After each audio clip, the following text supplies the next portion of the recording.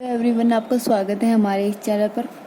मैं आपको इकोनॉमिक्स से रिलेटेड सभी इम्पोर्टेंट डिफरेंसेस करा रही हूँ। तो आज मैं आपको कराऊंगी केंद्रीय बैंक और व्यापारिक बैंक में क्या अंतर होता है। सबसे पहले मीनिंग से शुरुआत करते हैं ना कि केंद्रीय बैंक क्या होता है। केंद्रीय बैंक क्या होता है? सबसे बड़ा बैंक होता है। केंद्रीय बैंक को हम रिजर्व बैंक भी कहते हैं। ठीक है, केंद्रीय बैंक सबसे बड़ा बैंक होता है और केंद्रीय बैंक को रिजर्व बैंक भी कहते हैं। और नोट छापने का अधिकार भी किसके पास है? केंद्रीय बैंक के पास है। सरकार का बैंक होता है, बैंकों का बैंक होता है, बैंकों का निरीक्षण करता है। ये सारे फंक्शंस मैंने आपको कराए थे, तो आप मीनिंग तो आराम से लिख सकते हो कि केंद्रीय बैंक क्या होता है। और व्यापारिक बैंक क्या होता है? व्यापारिक बैंक ऐसी एक संस्था होती है जो लोगों की क्या करती है? जमा को स्वीकार करके रखती है और उनको क्या देती है? ऋण देने का कार्य करती है। उनको हम क्या कहते हैं? व्यापारिक बैंक। सबसे पहले आपको मीनिंग लिख दिया आपने इन दोनों का, उसके बाद आप शुरू करोगे डिफरेंस कि केंद्रीय बैंक और व्यापारिक बैंक में क्या डिफरेंस है। फर्स्ट पॉइंट है आपका कि केंद्रीय बैंक क्या होता है? प्रत्येक देश के केंद्रीय बैंक का मुख्य उद्देश्य जनता की सेवा करना होता है। क्या होता है? वो जनता की सेवा करने के लिए क्या करता है? इन्फ्लेशन डिफ्लेशन को भी क्या कंट्रोल करता है? केंद्रीय बैंक करता है। तो वो क्या किसके लिए करता है? सामाजिक सेवा करने के लिए ही इन्फ्लेशन और डिफ्लेशन को, मुद्रास्फीति और अपस्फीति को क्या करके रखता है? कंट्रोल करके रखता है। तो उसका मुख्य उद्देश्य क्या है? जनता की सेवा करना। एक ये आप इसमें यहाँ बेसिस में लिख सकते हो उद्देश्य। ठीक है। और व्यापारिक बैंक का क्या उद्देश्य होता है? एक व्यापारिक बैंक का मुख्य उद्देश्य लाभ कमाना होता है। लेकिन व्यापारिक बैंक किस लिए होते हैं? वो क्या करते हैं? जमा लोग जमा करते हैं, तो उस पर क्या होता है? उनको प्रॉफिट होता है। जितना लोग जमा करते हैं पैसा, उतने उनका क्या होता है? लिक्विडिटी भी बढ़ती है और उनको क्या होता है? प्रॉफिट होता है। तो उनका मुख्य उद्देश्य क्या होता है? लाभ कमाना होता है। सेकंड पॉइंट है हमारा, केंद्रीय बैंक का देश की जनता के साथ सीधा लेन देन नहीं होता। केंद्रीय बैंक के साथ हम डायरेक्ट नहीं कर सकते, कांटेक्ट उनसे नहीं कर सकते। हमें क्या करना पड़ता है? हमें वाणिज्यिक बैंक से तो कांटेक्ट कर सकते हैं, डायरेक्ट लेन देन कर सकते हैं, लेकिन हम केंद्रीय बैंक से डायरेक्ट लेन देन नहीं कर सकते। तो ये सेकंड पॉइंट है कि केंद्रीय बैंक का देश की जनता के साथ सीधा लेन देन नहीं होता। लेकिन एक व्यापारिक बैंक का देश की जनता के साथ सीधा लेन देन होता है। थर्ड पॉइंट है हमारा, किसी देश का केंद्रीय बैंक उस देश की सरकार का बैंक होता है। केंद्रीय बैंक क्या होता है? सरकार का बैंक होता है। सरकार से जितने भी ऋण से संबंधित कार्य है, प्रतिभूति की खरीद बिक्री से संबंधित कार्य है, या सरकार को ऋण चाहिए, तो सरकार किससे लेती है? केंद्रीय बैंक से लेती है। तो केंद्रीय बैंक क्या है? सरकार का बैंक है। एक व्यापारिक बैंक सरकार के कार्यों के लिए केंद्रीय बैंक के प्रतिनिधि के रूप में काम कर सकता है। अगर केंद्रीय बैंक चाहे तो क्या कर सकता है? सरकार के कार्यों को किसको दे सकता है? व्यापारिक बैंक को दे सकता है।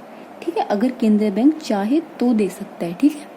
उसके बाद हमारा फोर्थ पॉइंट है, किसी देश का केंद्रीय बैंक उस देश के विदेशी विनिमय का संरक्षक होता है। जो विदेशी पूंजी होती है उसको कौन सुरक्षित रखता है? केंद्रीय बैंक उसको क्या रखता है? अपने संरक्षण में रखता है, सुरक्षित रखता है। लेकिन एक व्यापारिक बैंक विदेशी विनिमय संबंधी कार्यों के लिए केंद्रीय बैंक की स्वीकृति पर निर्भर करता है कि विदेशी विनिमय संबंधी जो कार्य है अगर व्यापारिक बैंक करना चाहे तो मतलब केंद्रीय बैंक ही व्यापारिक बैंकों को विदेशी विनिमय से संबंधित कार्य करने के लिए कुछ भी दे सकता है। अगर केंद्रीय बैंक चाहे तो क्या कर सकता है? विदेशी विनिमय से संबंधित कुछ कार्य व्यापारिक बैंकों को दे सकता है।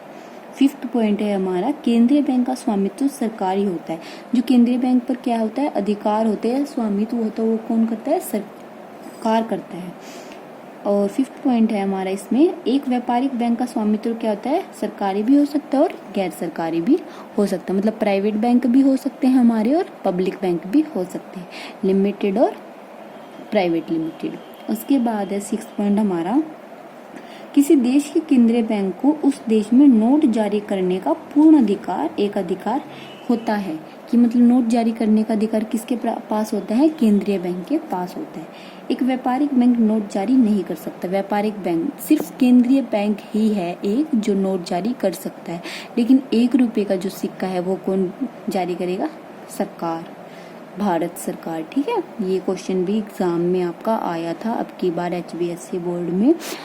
और ये ऑप्शन टाइप क्वेश्चन था, तो पूछा गया था, सबने इस पे केंद्रीय बैंक ही लगाया था मार्क, तो मोस्टली बच्चों का ये क्वेश्चन गलत हो गया था। तो आपको ध्यान रखना है कि जो 1 रुपये का सिक्का है वो कौन जारी करता है? सरकार।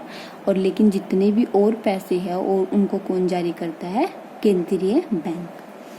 लेकिन व्यापारिक बैंक क्या है? नोट जारी नहीं कर सकता। 7 पॉइंट है हमारा, किसी देश का केंद्रीय बैंक उस देश की बैंकिंग प्रणाली को नियंत्रित करता है। जितने भी वाणिज्यिक बैंक है, जितने भी बैंक है, जितनी संस्थाएं हैं, उनको कौन नियंत्रित करता है? केंद्रीय बैंक।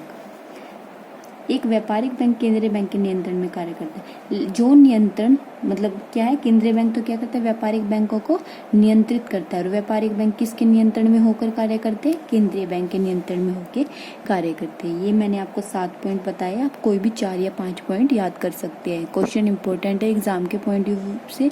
आपको सबसे पहले डिफरेंस करने से पहले आपको मेरे चैनल पे जाके इनके कार्य देखने हैं कि केंद्रीय बैंक क्या होता है, केंद्रीय बैंक के कार्य क्या होते हैं, व्यापारिक बैंक क्या होते हैं, व्यापारिक बैंक के कार्य क्या होते हैं। जब आप वो वीडियो देख लेंगे तो आपको डिफरेंस बहुत ही आसान तरीके से समझ आ जाएगा। आपको वीडियो पसंद आए तो वीडियो को लाइक, चैनल को सब्सक्राइब कीजिएगा। आपको मेरे चैनल पर कॉमर्स से रिलेटेड, हर टॉपिक से रिलेटेड इम्पोर्टेंट टॉपिक सारी वीडियोस सब मिलेंगी, ठीक है। Thank you for watching my video.